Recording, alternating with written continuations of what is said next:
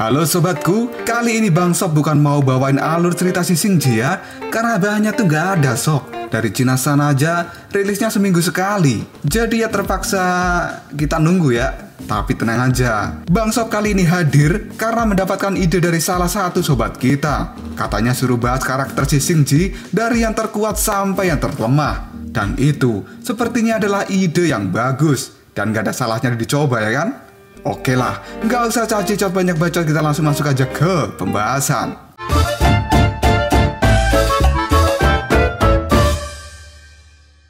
Teori pembahasan kali ini adalah murni teori ngasal menurut Bang Sob. Jadi, nggak ada jaminan 100% bahwa teori ini adalah benar, karena ini hanya menurut Bang Sob sendiri. Oke, kalau begitu, nggak usah berlama-lama. Kita bahas 10 karakter terkuat si Xingji. Karakter di dalam si Xingji yang terkuat pertama adalah Dewa Tianyi. Kenapa harus Tianyi? Alasannya adalah dia merupakan seorang dewa yang agung. Bahkan keberadaan Dewa Tianyi ini telah ada semenjak api abadi belum muncul di dunia. Dan dia bahkan menyaksikan bagaimana kelahiran api abadi itu sendiri. Jadi nggak ada alasan buat gak nempatin Dewa Tianyi di urutan nomor 1. Karakter terkuat kedua adalah Roh Darah Bumi. Kenapa Bang Sob bilang Roh Darah Bumi? Karena dia tuh memang benar-benar kuat. Hal ini juga dikarenakan kelahiran Roh Darah Bumi bersamaan dengan munculnya api abadi. Bahkan pada pertarungan kedua Dewa Tianyi dengan Roh Darah Bumi, untuk bisa mengalahkan Roh Darah Bumi dewasa, Dewa Tianyi harus meminta bantuan dari 3 dewa kuno. Mungkin dari sobatku ada yang bertanya, "Loh Bang, katanya Tianyi terkuat. Kenapa melawan Roh Darah Bumi dewasa saja harus meminta bantuan dari 3 dewa kuno?" Oke, itu pertanyaan yang cukup bagus, dan Bang Sob akan coba jawab. Kuat itu tidak harus tergantung dari segi fisik dan besarnya tenaga, tapi kuat juga harus disejajarkan dengan kecerdasan. Barulah itu yang disebut dengan kuat sebenarnya. Pada saat pertarungan kedua, bisa saja Dewa Tianyi Baiwan sama Roh Darah Bumi, tapi dia meminta bantuan karena untuk antisipasi saja. Karena waktu itu, jika sampai Dewa Tianyi kalah, maka Roh Darah Bumi tidak ada yang akan bisa menghentikannya dan dunia akan benar-benar dihancurkan. Jadi oleh karena itu, Roh Darah Bumi sama Bang Sob ditempatkan pada posisi kedua. Karakter terkuat ketiga adalah Kakek Naga Gulong. Seharusnya, jika diurutkan dengan kelahiran, maka posisi ketiga ini harusnya diisi oleh api abadi Xiaoyu. Tapi karena Bang Sob belum pernah melihat api abadi Xiaoyu menggunakan kekuatan yang sebenarnya, jadi Bang Sob skip api abadi dan menempatkan Kakek Naga Gulong pada posisi ketiga ini. Alasannya adalah Kakek Naga ini lahir setelah api abadi dan sebelum 3 dewa kuno. Dan kemungkinan besar, jika Kakek Naga Gulong duel dengan 3 dewa kuno, maka dia masih akan menang telak. Karena sang Kakek Naga Gulong ini adalah pengendali seluruh elemen di dunia. Jadi dia itu udah kayak avatarnya si Xingji. Salah satu kekuatan Kakek Naga Gulong muncul saat dia dengan mudah membekukan Raja Surga Selatan, dan kemudian dihancurkan begitu saja. Bahkan Raja Surga Utara Faiz Ravana pun mengakui bahwa kekuatan Kakek Naga ini benar-benar tidak ada tandingannya. Makanya Faiz Ravana terjatuh ke dalam kegelapan, supaya jika suatu hari dia bertemu dengan Kakek Naga Gulong, dia bisa mengalahkan sang kakek. Karakter terkuat keempat adalah Tathagata alias Dewa Rulai. Mungkin ada yang tanya lagi, "Loh Bang, kenapa nggak diisi oleh 3 dewa kuno saja?" Jawabannya, ya karena Bang Sob nggak pernah lihat 3 dewa kuno bentrok sama Tathagata.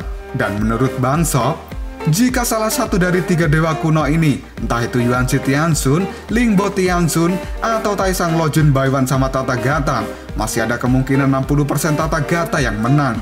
Hal ini karena dia adalah dewa yang benar-benar jenius. Nggak cuma kekuatan yang besar, tapi juga tingkat kecerdasan yang sangat tinggi. Bahkan dia bisa memprediksi secara akurat segala kejadian sebab akibat di dunia. Contohnya adalah dia mampu memprediksi bahwa Sun Wukong akan menjadi penyelamat dunia. Bahkan pada saat itu para dewa tidak percaya karena Sun Wukong adalah seorang monster. Dan nyatanya, ucapan Tathagata pun benar.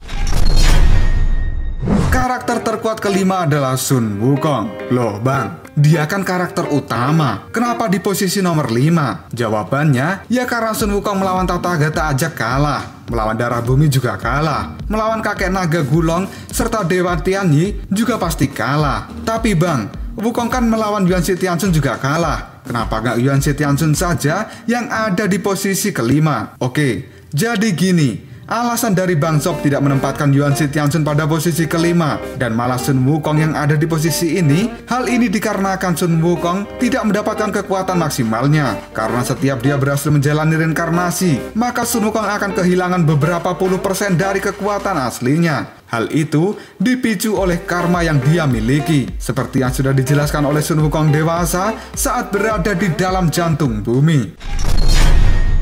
Karakter terkuat keenam adalah Ling Bao Tianxun.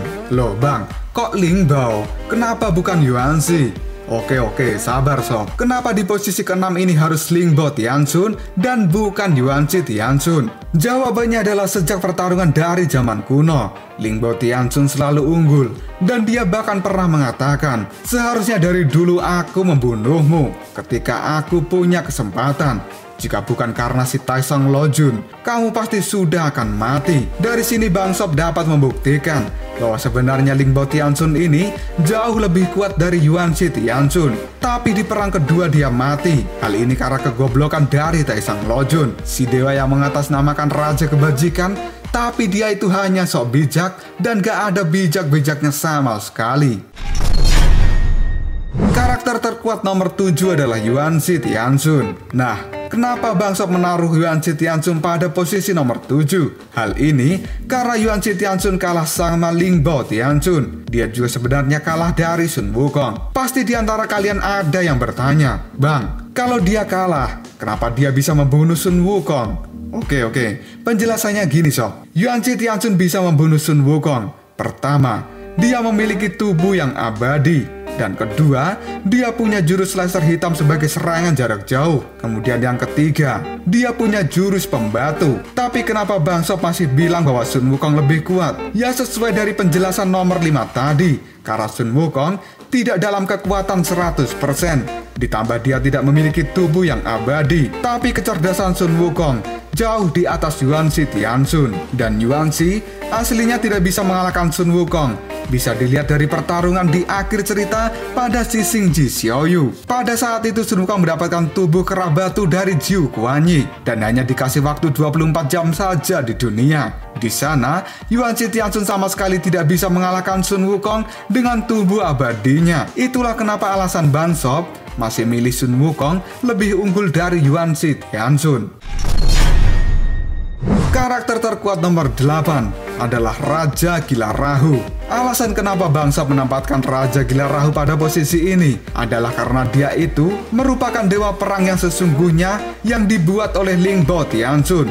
Bahkan Ling Bao Tianxun sebagai penciptanya pun pernah mengatakan, kekuatan Ashura itu luar biasa. Mungkin saat ini aku bukan tandingannya. Di sini sudah jelas sang pencipta saja mengakui hasil ciptaannya. Di samping itu, Raja Gila Rahu adalah dewa Ashura yang paling kuat. Semakin diserang, semakin disakiti, maka jiwa tempurnya akan semakin membara. Bahkan Tathagata pun merasa khawatir dan ketar-ketir saat berhadapan dengan Raja Gila Rahu yang sudah mengaktifkan jiwa tempur 100%. Untung saja Tathagata memiliki teknik terobos jiwa sehingga bisa mengendalikan dan menyadarkan Raja Gila Rahu ketika dikuasai oleh jiwa tempurnya.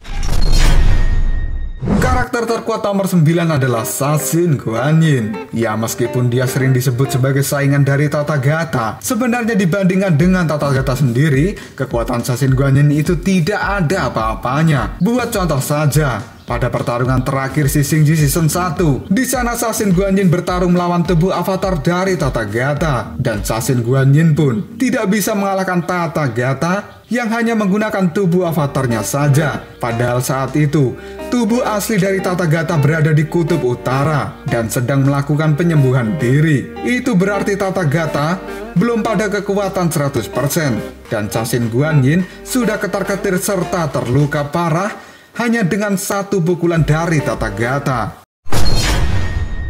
Karakter terkuat nomor 10 adalah Oswe. Wow, ini sungguh mengejutkan.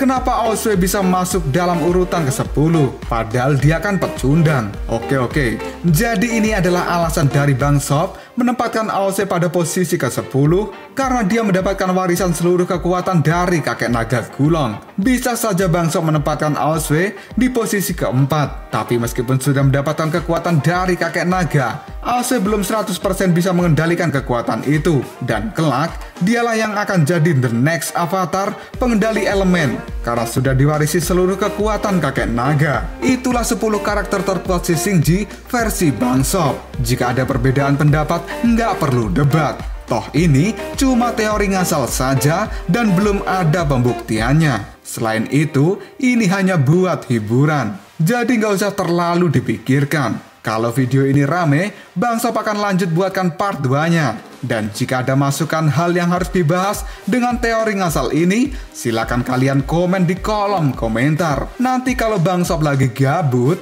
pasti dibuatin. Hehe. Sampai jumpa di teori ngasal selanjutnya. Koprol Sob.